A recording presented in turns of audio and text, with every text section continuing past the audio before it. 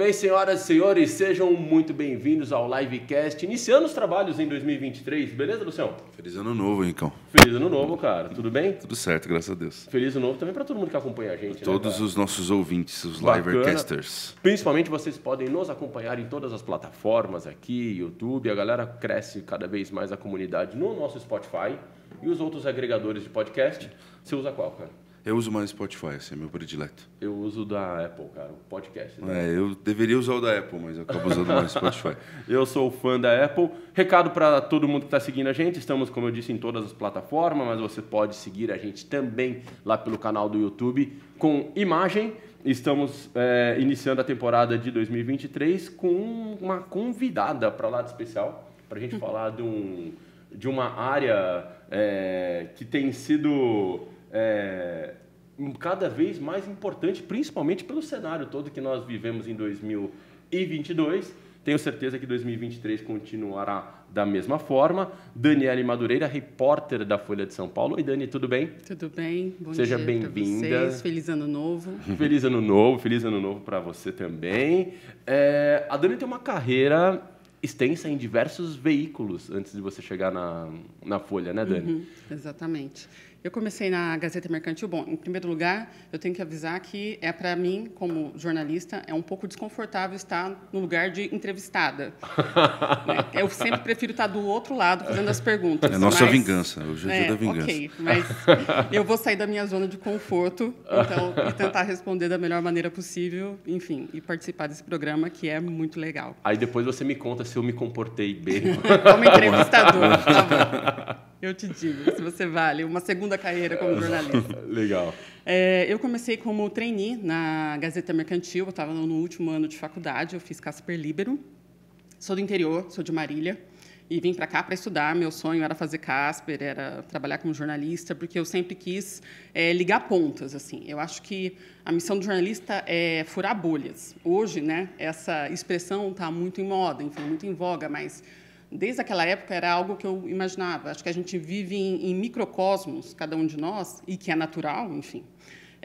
E a gente tem dificuldade de ver o lado do outro, daquele que não está no nosso microcosmo. E aí, às vezes, você se irrita, se incomoda com aquele outro lado e você quer, você precisa entender. Então, para isso que eu acho que existe o jornalismo, em primeiro lugar.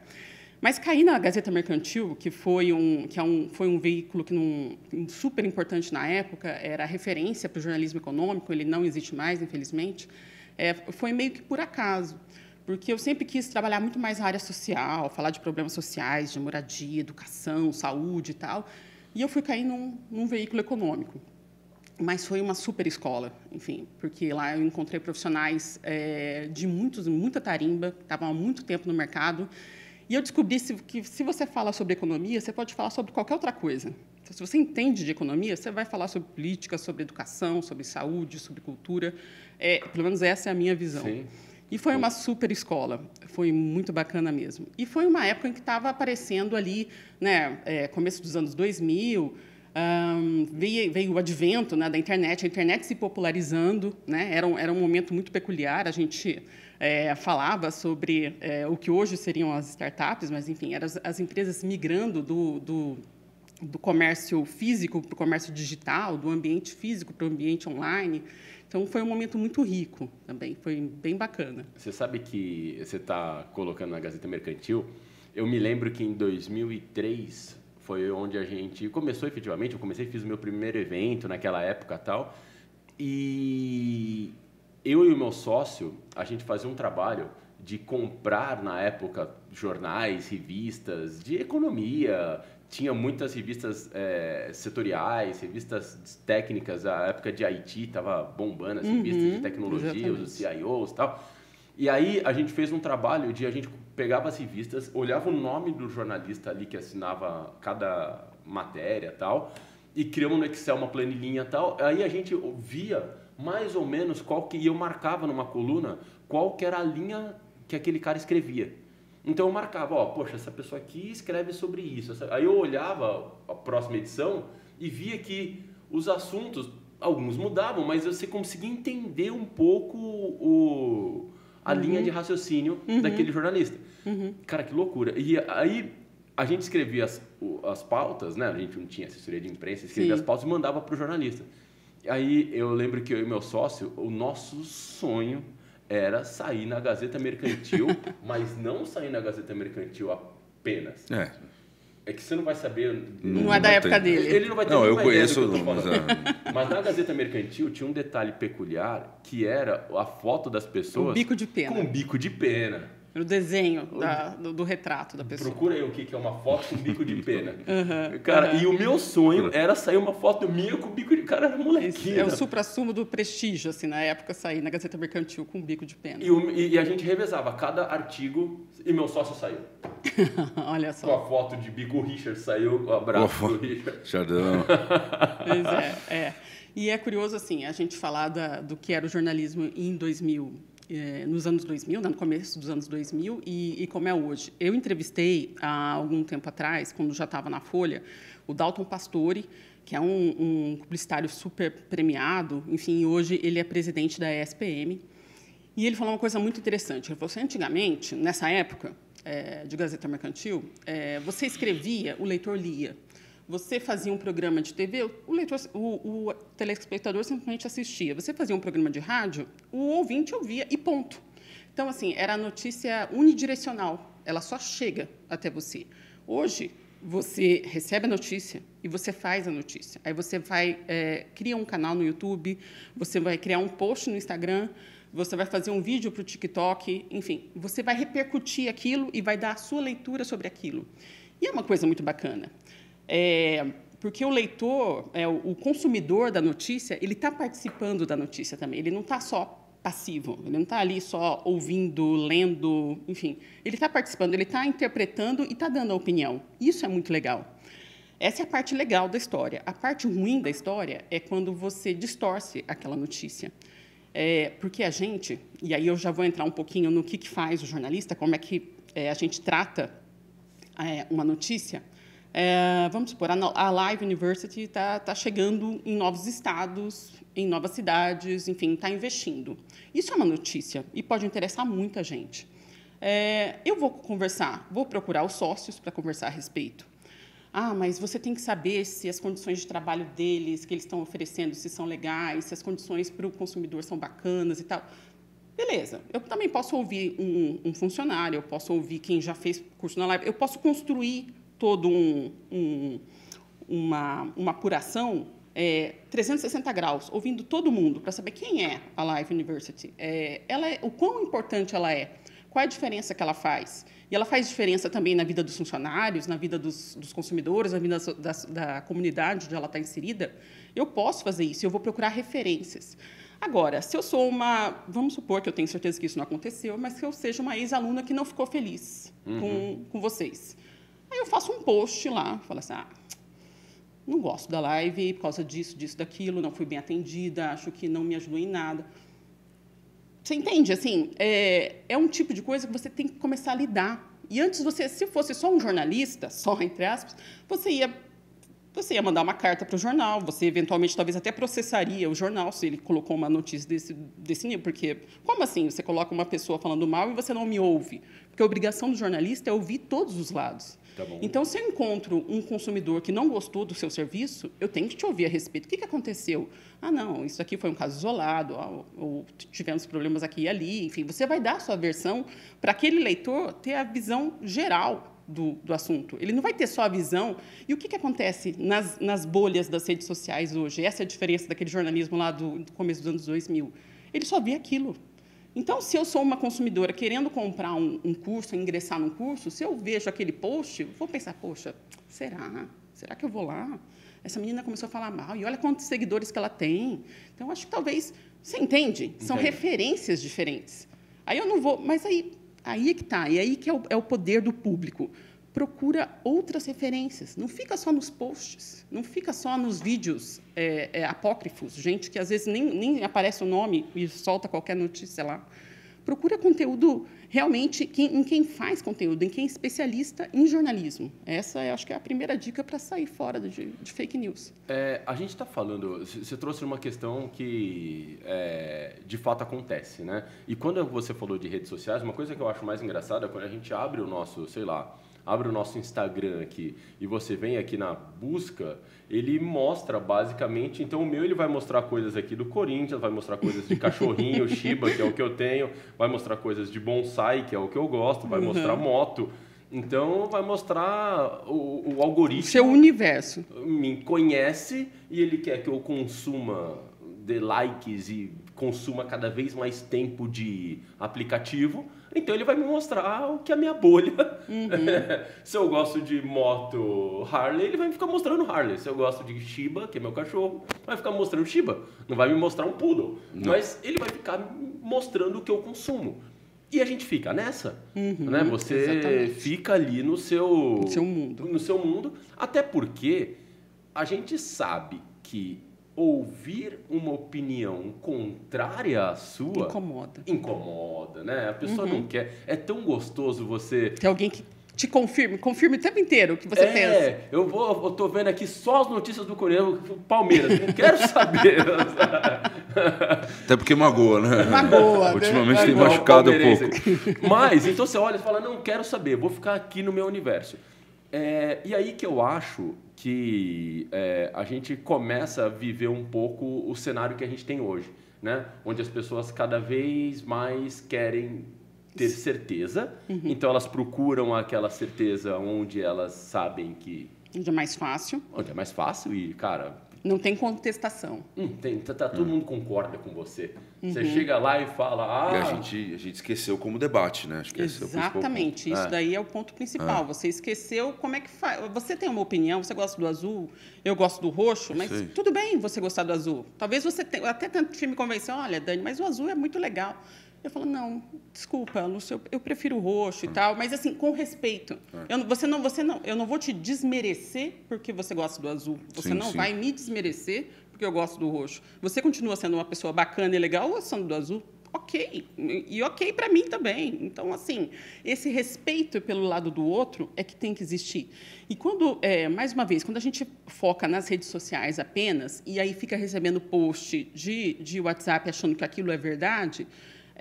você acaba se apequenando, né? Porque você não está conhecendo a verdade. Você não está conhecendo o real debate, o que realmente está acontecendo.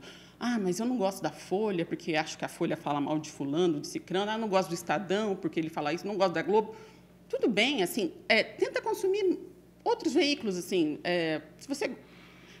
O meu irmão, ele tem uma postura interessante, que ele fala assim, não, Daniele, eu gosto de notícias sobre política, mas eu quero ouvir o extremo da extrema-direita e o extremo da extrema-esquerda para poder fazer minha opinião. É o jeito dele, entendeu? Porque aí ele vai tirar as próprias conclusões. Né?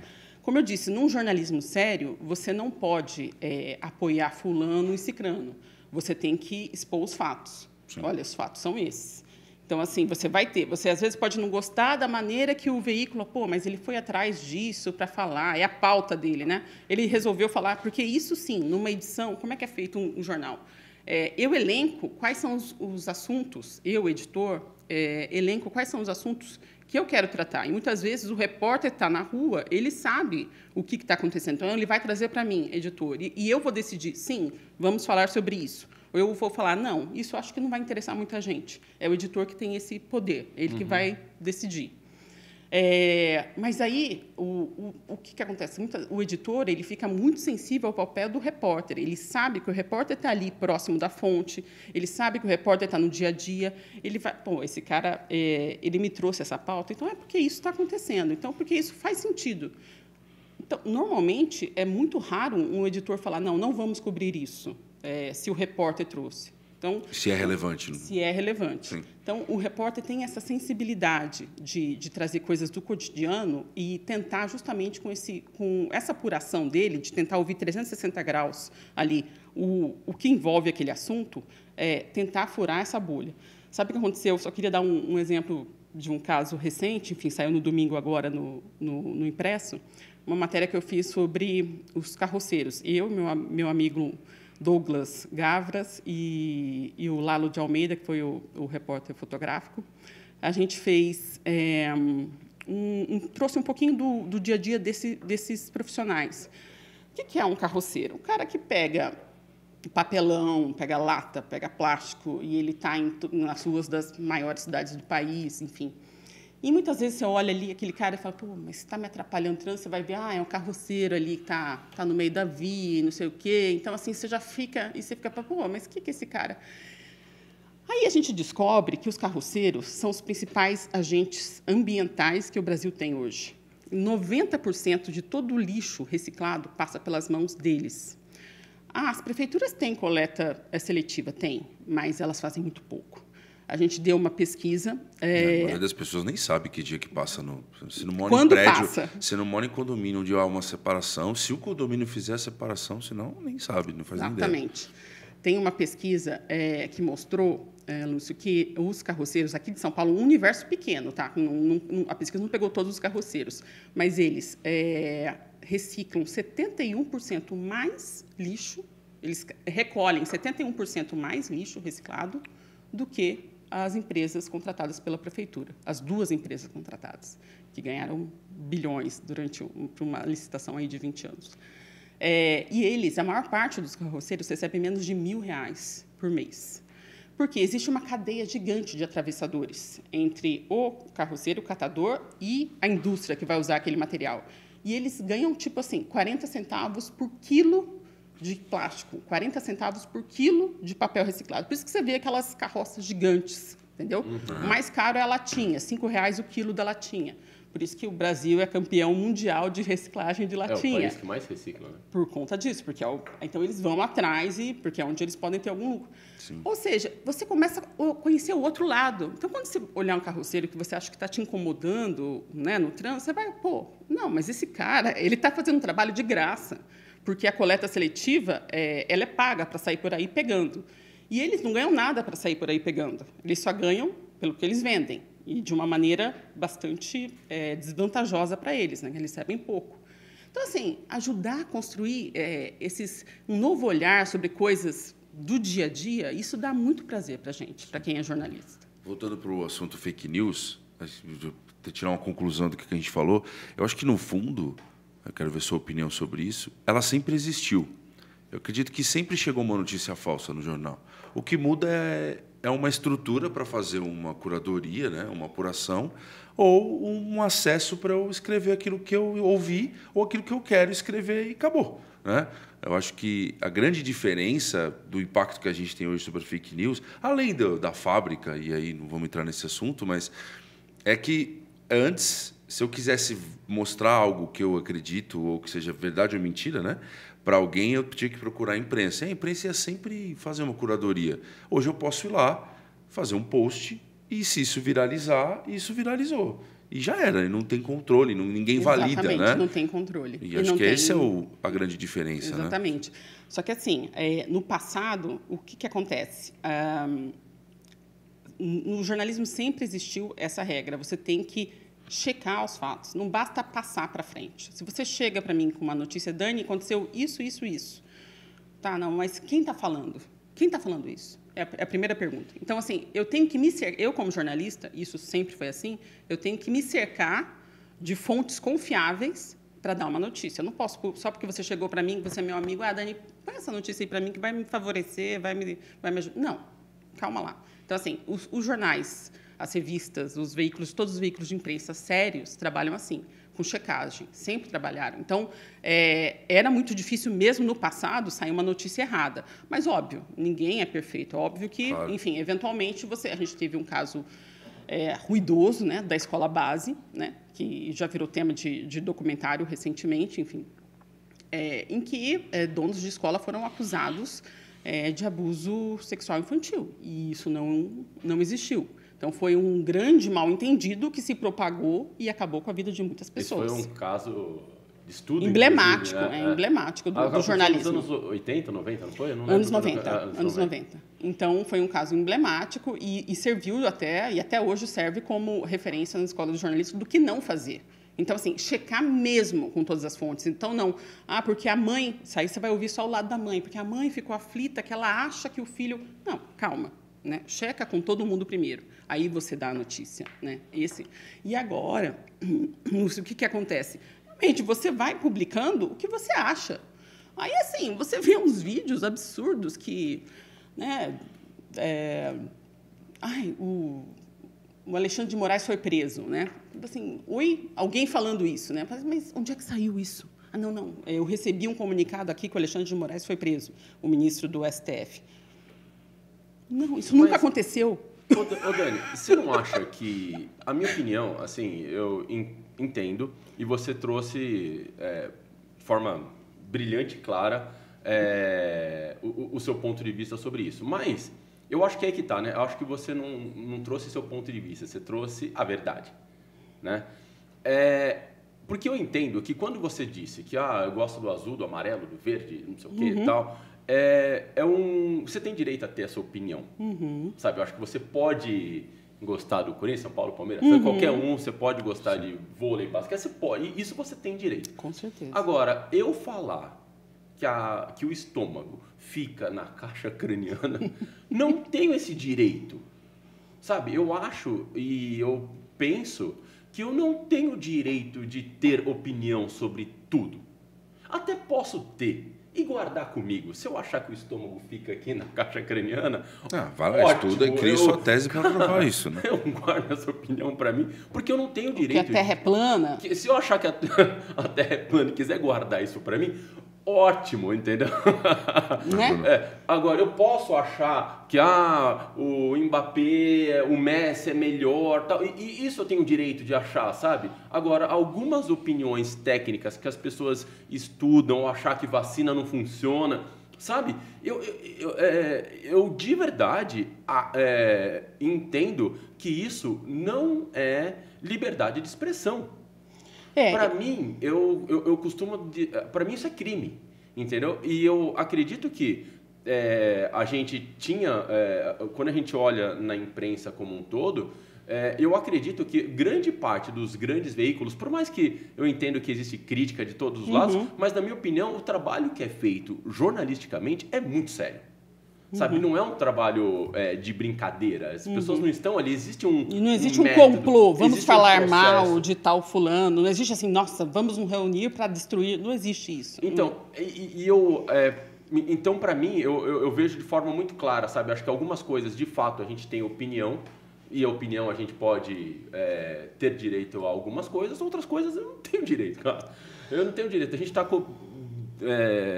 vivendo doenças que a cobertura vacinal já tinha resolvido. O Brasil era exemplo disso. Exatamente. E hoje a gente está em vias de situações, cara, regredindo. Poliomielite voltando. Então, assim, são situações que eu, de verdade, me deixa até, sabe, chateado da gente ver que a gente está tendo que discutir esse tipo de situação. Henrique, essa é a pergunta assim do século, assim, eu acredito, assim, como você lida, porque não tem mais volta. A gente não vai voltar a ser só aquela comunicação unilateral, né? Só daqui do veículo para o consumidor de notícias. Não, isso não volta nunca mais, né? Agora, como você lida com isso? Né? Como você disse, a gente acredita que sim, todos têm o direito de ter opinião. Agora, expressar essa opinião, né, que é o que você está dizendo, tem que ter limites? Quais os limites? Essa é a pergunta, entendeu? A partir do momento que eu prejudico alguém expressando a minha opinião, eu devo expressá-la? Aí você vai falar, você deu o exemplo da vacina, perfeito. Conheço, minha filha estuda no colégio particular e parte dos coleguinhas dela não tomou vacina. Por conta de toda essa campanha, enfim, né, infame que a gente viu nesses últimos anos. Não tomou vacina contra a Covid. Então, sim, ok, nesse caso, então, se eu propago contra a vacina, eu devo ser... eu devo ter uma limitação, talvez, nisso. Ah, tá, mas aí você vai falar de um outro que é crítico do governo que vai assumir. Vamos supor, alguém que é crítico do Lula. Ah, mas eu posso ser crítico do Lula? Pode, claro que pode. De qualquer um que está ou não está no governo, qualquer governante você pode ser crítico. Ah, mas eu vou manchar um pouco a honra dele. Depende do que você estiver falando. Entende? Então, assim, como é que você vai falar? Ah, você pode ter opinião, mas não a expresse. Então, existem, né, então, momentos e momentos. Então, é uma grande discussão que a gente está vivendo nesse momento. Eu acho que a gente vai superar isso, na minha opinião, e a gente vai passar por isso a partir do momento em que as pessoas estiverem mais educadas e entenderem o impacto que a sua opinião, se você a deu, publicamente falando, eu acho que começar a assumir as consequências, sabe? Eu costumo sempre trazer como exemplo, porque às vezes a gente vai esticando a corda até chegar um momento em que quando a gente extrapola, né, fala, tá bom, eu posso ser contra a vacina? Então, contra a vacina eu posso ser contra. Mas aí eu posso ser contra, sei lá, uma questão contra negros, contra homossexuais? Pode?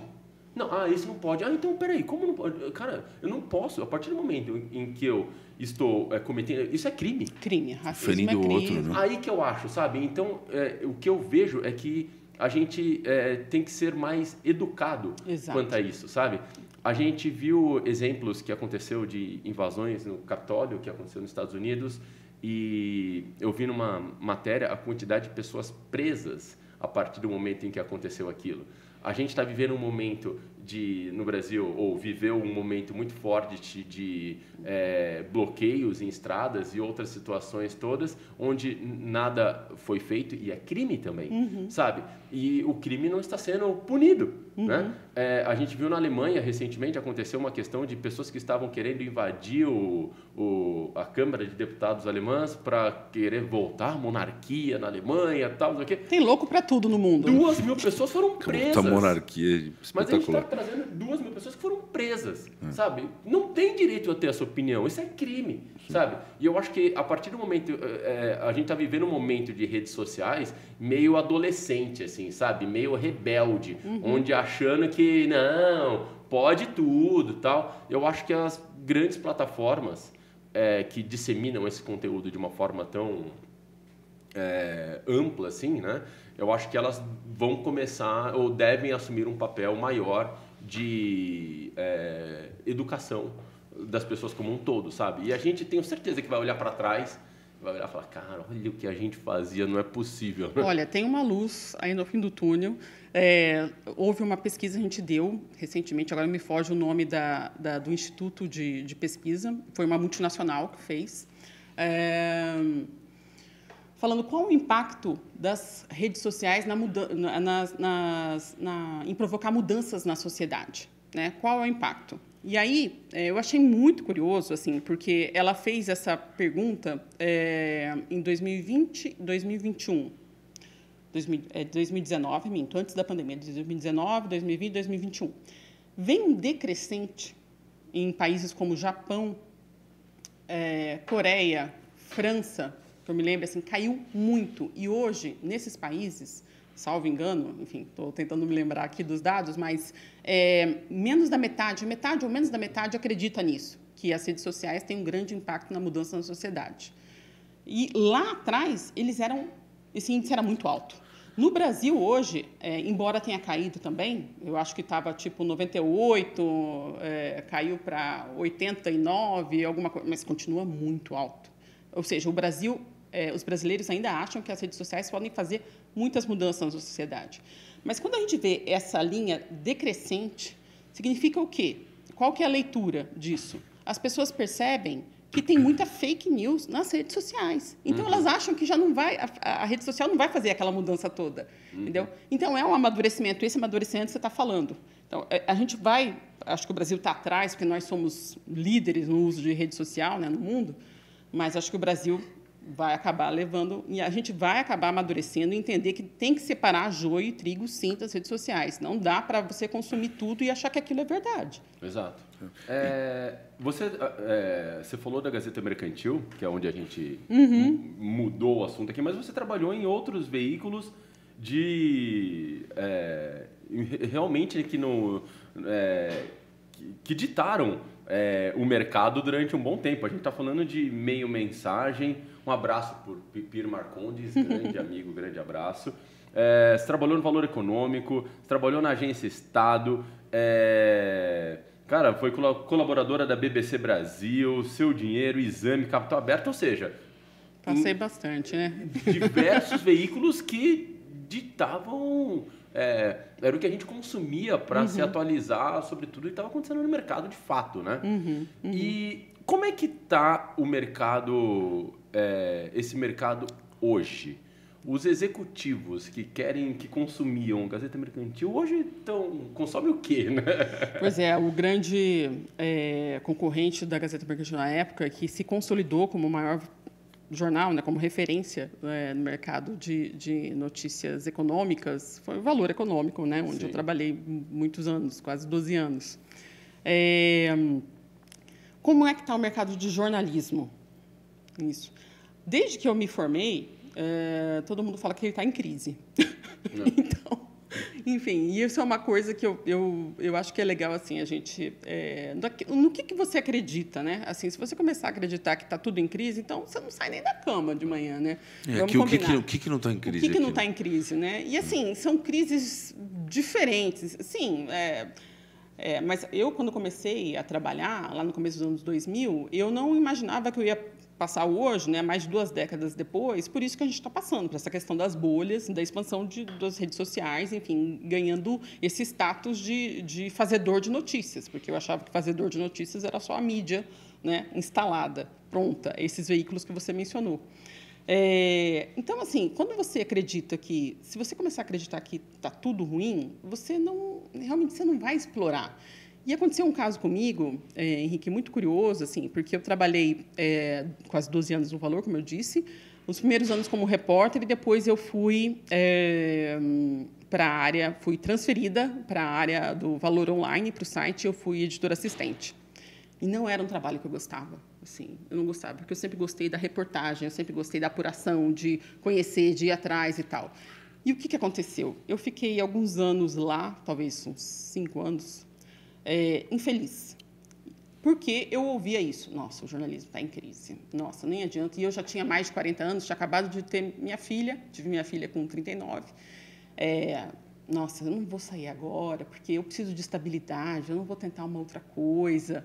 Então, sabe assim, aquele momento de que, nossa, eu estou infeliz, mas eu não tenho para onde sair, eu vou ficar aqui. Então, assim, eu não acreditei em mim, não acreditei na minha experiência. E eu poderia ter acreditado. Foi legal a época que eu fiquei, sim, no site, porque eu aprendi coisas, né, de edição, eram alguns atributos que eu não tinha, né, como editora. Eu comecei a ter, eu passei a ter, isso me ajudou a passar por outros lugares.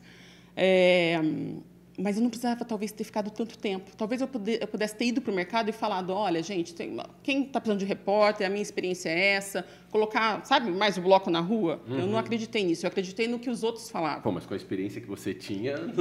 Mas eu acreditei, eu fiquei com isso na cabeça. Não, o jornalismo está em crise, eu já tenho mais de 40 anos, então eu não vou conseguir uma vaga no mercado. O que aconteceu? Eu fui demitida.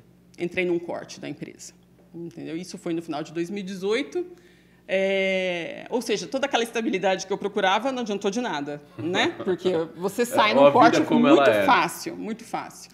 E fiquei trabalhando 2 anos de freela, foi aí que eu fiz bastante matérias para a BBC, que é um veículo incrível, eu admiro muito.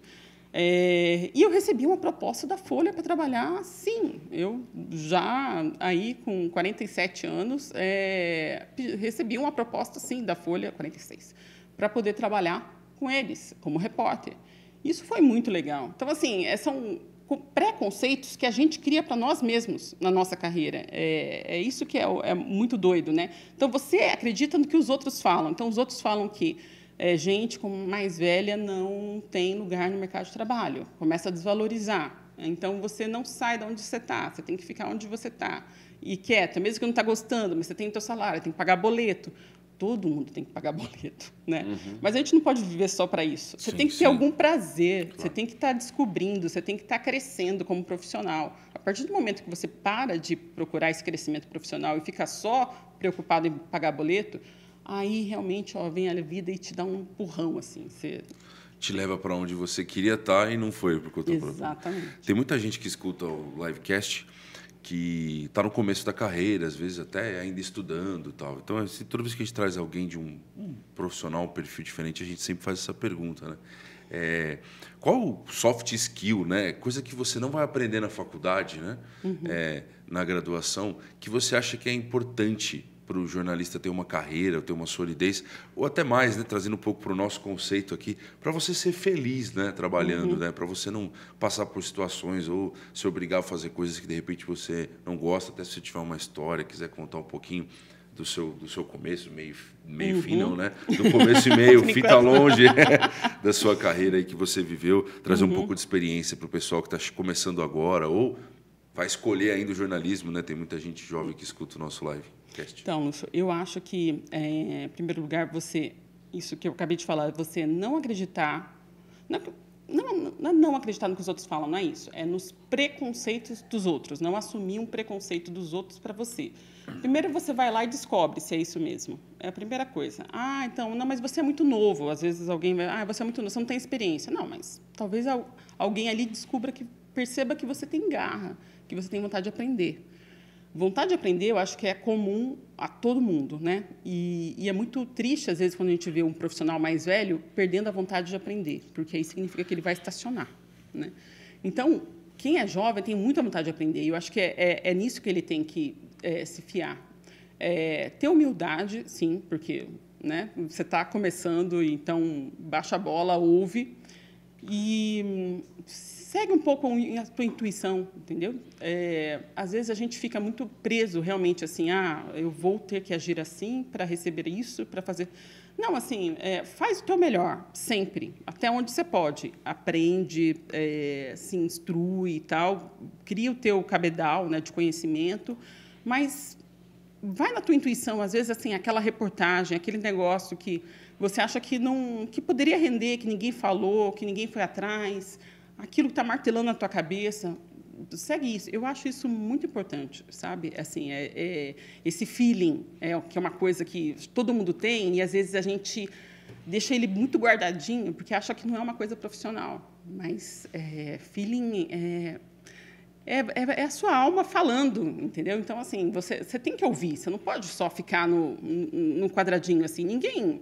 Se o Bill Gates tivesse ficado num quadradinho, talvez ele não tivesse construído o que ele construiu, fizesse a diferença para a humanidade como ele fez, enfim, e vários outros por aí, empresários, cientistas e tudo mais.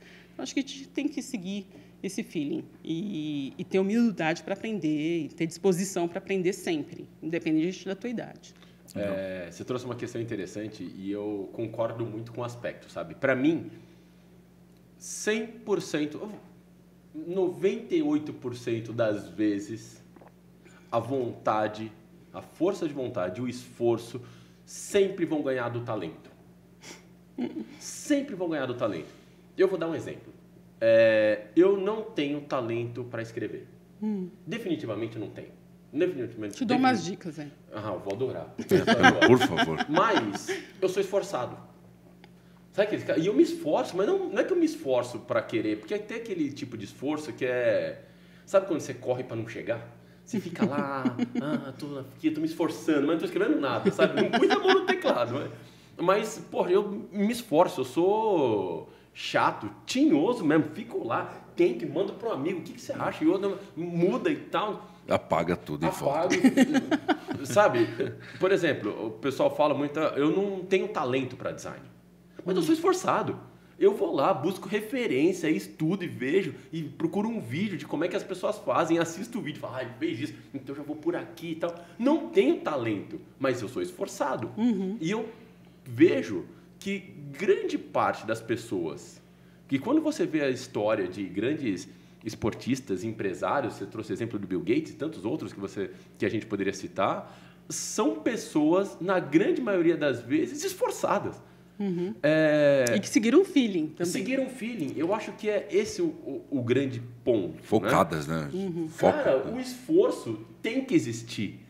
E o esforço, assim, é doído demais. Sabe, você fala, vou fazer uma matéria sobre carroceiros e tal. Poxa, teve ali uma dose de, poxa, eu já tenho talento, eu já sei, já tenho meu feeling que, poxa, isso aqui pode ser tal, mas tem um esforço de você olhar e ir lá buscar e ver e ir atrás, olhar o conteúdo e falar, poxa, aqui não, vou melhorar. Você falou que teve imagens e tal, poxa, vamos lá, como é que a gente pega o captura tal, o número de... Mas o esforço sempre supera o talento. Por mais que a pessoa pode ser um baita jornalista, um baita programador, aquele cara que em larga escala, fazendo isso com constância ao longo dos dias, o mais esforçado vai ser mais bem sucedido.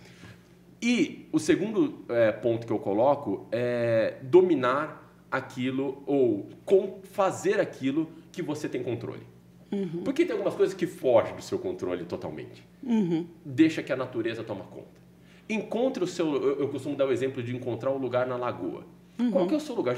A natureza está ali, está tudo pronto e você tem uma lagoa. Nessa lagoa tem um sapo. O sapo tem o seu papel, a mosca tem o seu papel, a borboleta tem o seu papel, a planta, a água, tudo tem o seu papel. Encontre o seu papel. Uhum. O que te faz bem? Uhum. Onde ali, na que canto você é o cara da lagoa? Se é o cara de criativo, se é o fotógrafo, se é o cara do texto, se é o cara do marketing, qual que é o seu? Exatamente. Entenda e foque. Uhum. Não queira achar que você vai dominar tudo. Sim. Porque no final das contas isso vai te colocar vieses, vai te colocar pontos que você não vai ter domínio nenhum e vai te limitar. Uhum. Né? Eu acho muito interessante, às vezes, quando você conversa com aquelas pessoas que têm anos e anos de experiências e já sabe tudo, e já monta tudo, e já fez, e já pum, pá, pá, pá. Aí vem um cara de 18 anos, foi lá, montou, não sei o quê, montou um negócio. O que mudou? Sabe? O esforço. Uhum, sabe? Uhum. Aquela experiência toda que tinha, ele simplesmente não sabia que existia todas aquelas dificuldades, foi lá, montou um negócio. Foi lá e fez. Eu acho que esse é o grande aspecto, sabe? São o que você trouxe, quando você trouxe da sua experiência toda, da vivência que você já tinha, do conhecimento que você já tinha. A Folha de São Paulo olhou e falou, não vou perder, né? Na hora fez uma proposta. Que bom. Né? Então, acho que esse é o grande aspecto, né? E sabe que eu tenho uma amiga que é arquiteta e ela brinca comigo, ela fala, às vezes eu já dei algumas ajudas para ela em texto e tal, enfim, quando ela estava em apuros, talvez como você já teve, Henrique. Ela falou, Dani, como você consegue? Porque era tudo isso que eu queria falar, mas eu não sabia como falar. Falei, como você consegue? Isso daí é uma... Nossa! E ela fica assim, eu falo, Audrey, mas você ergue prédio? Como assim? Eu só estou escrevendo. Então, ou seja, o meu talento não é para erguer prédio, né? O meu talento é para escrever. Aí entra o talento. Eu vou fazer uma coisa que é simples para mim, eu vou fazer uma coisa que para mim é muito simples e para você é muito difícil. Mas, se você não tem um amigo, alguém, um profissional para se contar, você, sim, vai lá, se esforça e faz. Mas a segunda parte da tua análise, né, Henrique? Cada um tem o seu espaço, cada um tem o seu talento. Coisas que, para mim, talvez sejam muito difíceis, para você, olha, é fácil. Então, tem que lidar com contas, tem que lidar com administração, eu tenho que conduzir uma empresa, eu tenho que pensar no global. Para mim, isso daí é tudo muito difícil. Eu adoro falar sobre negócios. Eu adoro. Assim, a minha área sempre foi economia. Eu gosto muito de falar sobre estratégias de empresas e tal, sobre consumo. Eu acho muito bacana. Mas não me coloca para ser dirigente de uma empresa, porque eu sei que eu não tenho este talento. Vou ser esforçada? Vou tentar fazer o melhor possível. Mas aquilo que eu faço de melhor, ali que onde está o meu talento, onde eu vou... Né, deslanchando. Se eu não tenho esse talento, então aí eu tenho alternativas. Ou eu me cerco de alguém que tem, então eu vou procurar alguém que sabe, que vai me ajudar nisso, ou eu vou me esforçar. Ou eu vou dar a cara a tapa e vou fazer o meu melhor possível, que foi o que você fez. Muito legal. Dani, a gente já está chegando no nosso tempo aqui, ó. A Pamela já está me olhando ali por baixo. E a gente tem um momento em que a gente faz algumas frases, algumas perguntas padrões para os nossos entrevistados. E eu queria saber se você tem alguma frase de efeito que te marcou, assim, sabe? Olha, tem uma que eu não sei a autoria, enfim, se você for procurar na internet, tem várias autorias diferentes, mas tem umas, assim, pessoas sábias falam sobre ideias, pessoas medianas falam sobre coisas e pessoas medíocres falam sobre pessoas. Nós somos as três coisas ao mesmo tempo. A gente fala sobre ideias, a gente fala sobre coisas, a gente fala sobre pessoas. Mas em qual proporção? Se você ficar o tempo inteiro só falando sobre pessoas, você está sendo um fofoqueiro e um invejoso e não vai sair do lugar, né? Então, tenta diminuir isso, sei lá, a 10% do seu tempo. vamos falar mais de ideias, que foi isso que a gente fez hoje. Muito legal, muito legal. Você tem algum conselho que você recebeu, que você gostaria que você sempre guarda contigo? Sim, eu fiz uma entrevista com uma autora espírita, que é já falecida, a Zíbia Gasparetto, e ela me falou uma coisa muito interessante. Ela falou assim, confie, a vida é mágica, é Deus em ação. Eu sou espírita também, enfim, e eu acho que muitas vezes, a gente tinha que trazer, a gente como profissional, a gente deveria trazer esse lado espiritual para o nosso trabalho também, não querendo pregar nada, longe disso, mas, assim, ver a gente de uma maneira mais holística. Então, assim, é aquilo que você tinha comentado, tem coisas que você consegue mudar, que dependem de você, mas tem coisas que não dependem, então só confia. Então, assim, acredita, se você não acredita em Deus, mas acredita que as coisas vão se encaixar ao final do seu trajeto. E uma competência, Dani, que todo mundo tinha que ter? Essa parte é a mais difícil, eu acho, que é autocontrole emocional. O Lúcio não tem. Quando é Palmeiras, ele não tem. Mas é um fato. Na Copa do Mundo, a gente perdeu chateado, inclusive. Autocontrole emocional é muito... Porque aí você consegue tudo, né? Então, você recebe uma negativa no emprego, né? Ou você tem um revés na vida pessoal. Você consegue se centrar. Aquilo te machucou muito, mas você consegue voltar ao centro. Acho que é o tempo que demora a voltar ao centro é o tempo melhor. Faz toda a diferença. E algo que você acreditou que era verdade absoluta e depois descobriu que não é bem assim? Foi essa experiência minha, enfim, de achar que gente velha, quanto mais tempo você fica, né, na vida profissional, menos você vale. E é o contrário. Enfim, eu acho que todo mundo tem experiências, e essas experiências elas são validadas pelo mercado de trabalho. Sim. Você tem que acreditar mais em você mesmo e não nos preconceitos que tentam te vender. Se falarem o contrário, são eles que estão errados, não você, né? Entenda né? isso. Você vai lá e tenta, né? Agradeça por não estar num ambiente assim e procura outro lugar. Atrás. Procura outra lagoa. Dá uma dica de uma música para a gente colocar para os nossos alunos aqui durante os nossos intervalos de aula, para a galera curtir. A minha preferida é Maria Maria, do Milton Nascimento, porque eu acho que tem muito a ver com isso que a gente falou de fé, de coragem, de continuar, enfim. Essa daqui, ó. Eu amo. Um clássico brasileiro. Vou pausar aqui para o YouTube não reclamar da gente. Dani, quem quiser bater um papo contigo, encontra onde? Olha só. Como é que quem quiser trocar uma ideia, gostou desse assunto, quiser uma dica? Eu estou no LinkedIn, no meu LinkedIn eu estou com o meu nome de solteira ainda, Daniele do Nascimento Madureira, e, enfim, Daniele do Nascimento Madureira. A Pamela ou o Rodrigo, você ou o Rodrigo vai colocar, Pamela? O Rodrigo. Então, o Rodrigo vai colocar aqui na descrição do link, aqui embaixo, o LinkedIn da Dani para bater um papo. Dani, obrigado pelo bate-papo. Foi um prazer, super obrigada aos dois. A gente que agradece, muito bom. Prazer todo nosso, foi muito legal mesmo, de verdade. Obrigado, Dani. Galera que está acompanhando a gente, que curte, like, né, Luciano? Like, compartilha com os amigos. Se gostou do nosso assunto, se não gostou, compartilha também, de qualquer maneira, para não ter... Porque outro vai gostar. Aqui na nossa câmera do meio, forte abraço e até a próxima.